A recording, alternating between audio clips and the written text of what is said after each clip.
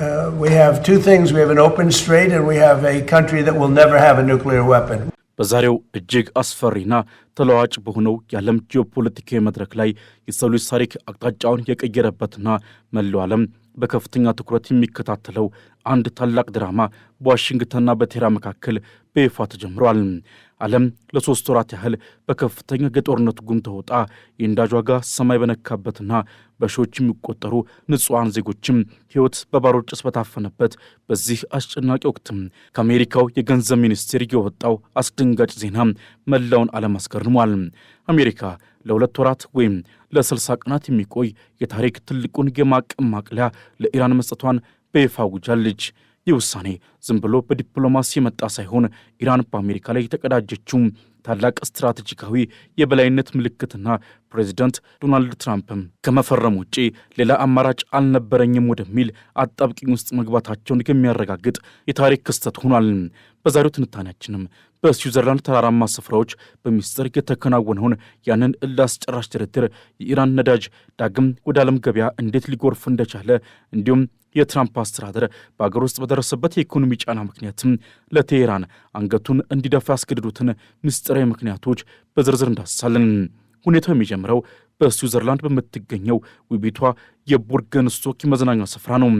የአሜሪካና የኢራን ከፍተኛ ተደራዳሪዎችም በፓኪስታንና በኳታር አሸማጋይነት ፊት ለፊት ተቀምጠው ያለምን ዕጣ ፈንታ የሚወስን የሰላም ፍኖተ ካርታ ላይ ተወያይተዋል። የአሜሪካው ምክትል ፕሬዚዳንት ጄዲ ቫንስ ድርድሩ ለዘላቂ ሰላም በጣም ጥሩ መሰረት ጥሏል በማለት ቢናገሩም በቴህራን በኩል ያለው ምላሽ ግን እጅግ ደፋርና ተገዳዳሪ ነበር። I think it's important for all of us to appreciate how much was done. የኢራን የውጭ ጉዳይ ሚኒስትር ቃል አቀባይ እስማኤል ባቃይ አሜሪካ ኢራን የኒውክሌር ተቆጣጣሪዎችን ለመቀበል ተስማምታለች ብላ የምታሰራጨውን ወሬ ፍጹም ሐሰት ነው ሲሉ አጣጥለውታል።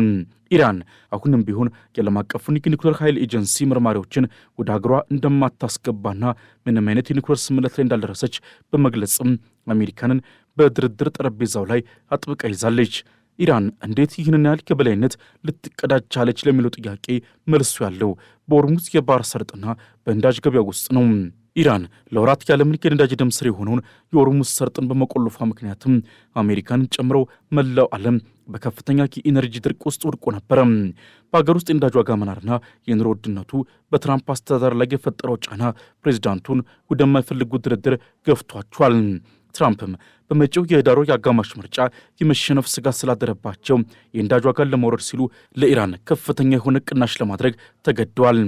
የአሜሪካው የገንዘብ ሚኒስቴር እስከ ነሐሴ 21 ድረስ የሚቆይና ኢራን ነዳጇንና የፔትሮኬሚካል ምርቶቿን በነጻነት እንድትሸጥ የሚፈቅድ ማዕቀብ የማንሳት ውሳኔ ማሳለፉ ኢራን ጦርነቱን በዲፕሎማሲ መንገድ ማሸነፏን የሚያሳይ ትልቅ ማስረጃ ሆኗል።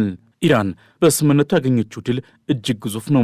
የውጭ ጉዳይ ሚኒስትሩ አባስ አራግቺ እንደገለጹትም ቴህራን የነዳጅ ሽያጭ ፈቃድ ከማግኘቷን ባለፈ በውጭ ሀገራት ታግደውባት የነበሩ በ10 ቢሊዮን የሚቆጠሩ ዶላሮች እንዲለቀቁላትና የአገሪቱ መልሶ ግንባታ ዕቅድ እንዲጀመር አድርጋለች።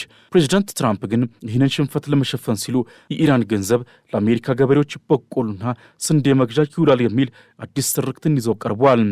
በትራምፕ አማች በጃሬድ ኩሽነር የተቀረጸው ይህ ዕቅድም ኢራን የምታገኘውን ገንዘብ አሜሪካና ኳታር በጋራ እንዲቆጣጠሩትና ለሰብአዊ ፍላጎቶች ብቻ እንዲውል የሚጠይቅ ነው። ሆኖም የኢራን ማዕከላዊ ባንክ ገዢ አብዱልናስር ሐሜቲ እንዲህ ያለ ግዴታ እንደሌለባቸውና ኢራን ገንዘቧን በፈለገችው መንገድ የመጠቀም መብት እንዳላት በመግለጽም ለዋሽንግተን ምላሽ ሰጥቷል። የዚህ ስምምነት ሌላኛውና እጅግ ወሳኝ የሆነው ክፍል የሊባኖስ ጉዳይ ነው። የኢራን የተባበሩት መንግስታት አምባሳደር አሊ ባህሬኒ እንደገለጹትም ሊባኖስ ከስምምነቱ ተለይቶ የሚታይ አይደለም። ስምምነቱ የእስራኤል ጦር ከሊባኖስ ምድር በአስቸኳይ እንዲወጣ የሚያዝ ሲሆን ይህም ለቴህራን ታማኝ አጋር የሆነው ሄዝቦላህ ትልቅ ድል ነው። ምንም እንኳን እስራኤል ደህንነቴን ለመጠበቅ እርምጃ መውሰድን ይቀጥላሉ ብትልም አሜሪካና ኢራን ግን በሊባኖስ በኩል ያለውን ተኩስ ለማቆም መስማማታቸው ኔታንያሁን ከትራምፕ ጋር ይበልጥ እንዲጋጩ አድርጓቸዋል። እስራኤልና ሊባኖስ በዋሽንግተን አዲስ ድርድር እንዲጀምሩ መወሰኑ በቀጠናው ለወራት ጠፋውን ሰላም ለመመለስ እንደ መጀመሪያ እርምጃ ተወስዷል። ወደ ሆርሙዝ የባህር ሰርጥ ስንመለስ ደግሞ የኢራን የበላይነት በግልጽ ይታያል። ሰኞ ዕለት በሰርጡ በኩል የመርከቦች እንቅስቃሴ በከፍተኛ ሁኔታ የጨመረ ሲሆን የኦማኑ የውጭ ጉዳይ ሚኒስትርም ሰርጡ ለንግድ ክፍት እንዲሆን ከኢራን ጋር በቅርበት እየሰሩ መሆኑን ገልጸዋል። ይህም ማለት ኢራን ያለምን የነዳጅ ቁልፍ በእጇ መያዟንና አሜሪካ ይህንን እውነታ ለመቀበል መገደዷን ያሳያል። የነዳጅ ዋጋ በዓለም ገበያ ላይ ወዲያውኑ በ3 በመቶ መቀነሱ የኢራን ዲፕሎማሲ ጡንቻ ምን ያህል ጠንካራ እንደሆነ ለዓለም በይፋ አረጋግጧል። ሆኖም በትራምፕ አስተዳደር ውስጥ ያለው ውጥረት አሁንም አልበረደም። ፕሬዚዳንቱ ኢራን በገባችው ቃል ካልጸናች ማድረግ ያለብኝን አደርጋለሁ ማለት ዛቻቸውን ቢቀጥሉም በገዛ ፓርቲያቸው ሪፐብሊካን ውስጥ ያሉ አክራሪዎች ግን ትራምፕ ለኢራን እጅ ሰጥቷል በሚል ቁጣቸውን እየገለጹ ነው። ትራምፕም በትሩዝ ሶሻል ገጻቸው ላይ ኢራን የኒውክሌር ታማኝነት ልታሳይ እንደሚገባ ቢጽፉም የኢራኑ ፕሬዚዳንት መሱድ ፔዜሽኪያን ግን ከተስማማነው ጽሑፍ ውጭ የሚሰጡ መግለጫዎች ድርድሩን አያግዙም በማለት ለትራምፕ ጥብቅ ማስጠንቀቂያ ሰጥተዋል። የሚያሳየው ቴህራን በድርድሩ ላይ ያላትን ጽኑ አቋምና ለአሜሪካ ማስፈራሪያ ደንታ እንደሌላት ነው። በቀጣይ ምን ይጠበቃል የሚለው ጥያቄ አሁን ያለም ስጋት ሆኗል። በቀጣዮቹ 60 ቀናት ውስጥ 2 ታላላቅ የሥራ ቡድኖች ተቋቁመው አንደኛው ማዕቀቦች ሙሉ በሙሉ የሚነሱበት መንገድ ላይ፣ ሁለተኛው ደግሞ ስለ ኢራን የኒውክሌር እንቅስቃሴዎች በዝርዝር እንደሚጓጉ ተገልጿል። ኢራን ግን ማንኛውም የኒውክሌር ድርድር ከመጀመሩ በፊት አሜሪካ ቀደም ሲል የገባችውን 5 ዋና ዋና ነጥቦች በተግባር እንድትፈጽም ጠብቃለች። ይህ ማለትም በቀጣይ ሳምንታት ውስጥ በዋሽንግተንና በቴህራን መካከል እጅግ አስቸጋሪ የሆኑ ፍልሚያዎች ይታያሉ ተብሎ ይገመታል። የኢራን ዩራኒየም በሀገር ውስጥ ሆኖ እንዲቀጥን ከሚቀርበው ሀሳብና አሜሪካ ደግሞ የኢራን የኒውክሌር ተቋማት እንዲፈርሱ የምታቀርበው ጥያቄ አሁንም ትልቅ እንቅፋት ሆኖ ይቀጥላል። በተጨማሪም የሆርሙዝ ሰርጥ አስተዳደር በቀጣይ ቀናት ሌላኛው የክርክር ነጥብ ይሆናል ተብሎ ይጠበቃል። ኢራን በባህር ሰርጡ ላይ ያላትን ሉዓላዊነት ለማስከበር በምታደርገው ጥረትም ከጎረቤት ሀገር ኦማን ጋር የምታደርገው ድርድር አሜሪካንን በስጋት እንድትጠባበቅ ያደርጋታል። ትራምፕም ሰርጡ ለንግድ ክፍት እንዲሆን ቢፈልጉም ኢራን ግን የአሰሳ አገልግሎት ክፍያ ለመጠየቅ የምታደርገው ሙከራ አዲስ የኢኮኖሚ ጦርነትን ሊቀሰቅስ ይችላል ተብሎ ይጠበቃል። የባሩድ ሽታው ወደ ሰላም ነፋስ እስኪቀየር ድረስም ዓለም በከፍተኛ ስጋት ሆና ዋሽንግተንና ቴህራንን መመልከቷን ትቀጥላለች። በዚህ እጅግ አሳሳቢ ምዕራፍ ውስጥም የኢራን ስትራቴጂካዊ የበላይነት አሜሪካንን እንዴት ክፉኛ እንዳበረከካት የሚያሳዩ እውነታዎችም አንድ ባንድ እየወጡ ነው። አሜሪካ እስከ ነሐሴ 15 ድረስ የሚቆይ የ60 ቀናት የማዕቀብ ማቅለያ ለኢራን ለመስጠት መገደዷ ዝም ብሎ የታየ ዲፕሎማሲያዊ ለውጥ አይደለም። ይልቁንም ቴህራን የዓለምን የኢነርጂ ደም ስር በመቆለፍ ዋሽንግተንን ለድርድር እንድትመች ያደረገችበት የኢኮኖሚ ጅራፍ ውጤት ነው። የዚህ ስምምነት እምብርት የሆነው የ60 ቀናት ተኩስ አቁም ፍኖተ ካርታ በትክክልም የአሜሪካንን የፖለቲካ ድክመት ያጋለጠ ነው። ፕሬዚደንት ዶናልድ ትራምፕ ኢራን ካልታዘዘች ማድረግ ያለብኝን አድርጋለሁ ማለት በቃላት ቢዘቱም በተግባር ግን የኢራን ነዳጅና የፔትሮኬሚካል ውጤቶች ወደ ዓለም ገበያ እንዲወጡ መፍቀዳቸው ዋሽንግተን በነዳጅ እጥረት ምክንያት ነጭ ባንዲራ ማውለብለቧን ያረጋግጣል። ኢራን የሆርሙዝ የባህር ሰርጥን እንደ መዝጊያ ቁልፍ በመጠቀሟ የዓለም የነዳጅ ዋጋ እንዲንርና የአሜሪካ ሸማቾች በትራምፕ ላይ እንዲያመፁ አድርጓል።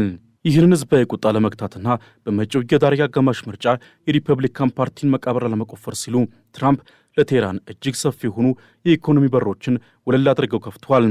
ይህ ኢራን የገነባችው የነዳጅ ዲፕሎማሲ አሜሪካንን ለ10 ዓመታት ከተከተለችው የከፍተኛ ጫና ፖሊሲዋ እንድታፈገፍግ አስገድደዋል።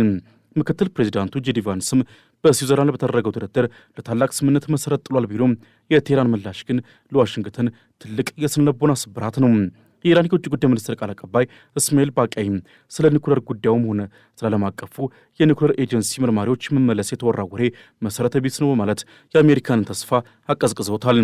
ኢራን አሁንም ቢሆን የራሷን የኒውክሌር ተቋማት ለማንም መርማሪ እንደማትከፍት በመግለጽም አሜሪካ በድርድሩ ላይ ያቀረበችውን የኒውክሌር ታማኝነት ጥያቄ ውድቅ አድርጋለች። ይህ የሚያሳየው ኢራን ማዕቀቡ እንዲነሳላት የተደረገችው ምንም አይነት ወታደራዊም ሆነ የኒውክሌር ቅናሽ ሳታደርግ ይልቁንም በሆርሙዝ ሰርጥ ላይ ባላት የኃይል የበላይነት ብቻ መሆኑ ነው። በትራምፕ አስተዳደር ውስጥ የተነሰሰው ሌላኛው እጅግ አነጋጋሪ ጉዳይ ደግሞ የፕሬዚዳንቱ አማች ጃሬድ ኩሽነር ያመጡት የንግድ ስሌት ነው። ቫንስ እንደገለጹትም አሜሪካና ኳታር የታገደውን የኢራን ገንዘብ የሚቆጣጠሩበት አዲስ ስራ ተዘርግቷል። በዚህ እቅድ መሰረትም ኢራን የተለቀቀላትን ቢሊዮን ዶላሮች መጠቀም የምትችለው ከአሜሪካ ገበሬዎች በቆሎ፣ አኩሪ አተርና ስንዴን ለመግዛት ብቻ ነው። ትራምፕም ይህንን ገንዘቡ ወደ ገበሬዎቻችን ይሄዳል በማለትም እንደ ትልቅ ድል ሊያቀርቡት ቢሞክሩም የኢራን ማዕከላዊ ባንክ ገዢ አብዱልናስር ሄማቲ ግን ይህንን የኩሽነር ህልም ወዲያውኑ ውድቅ አድርጓል።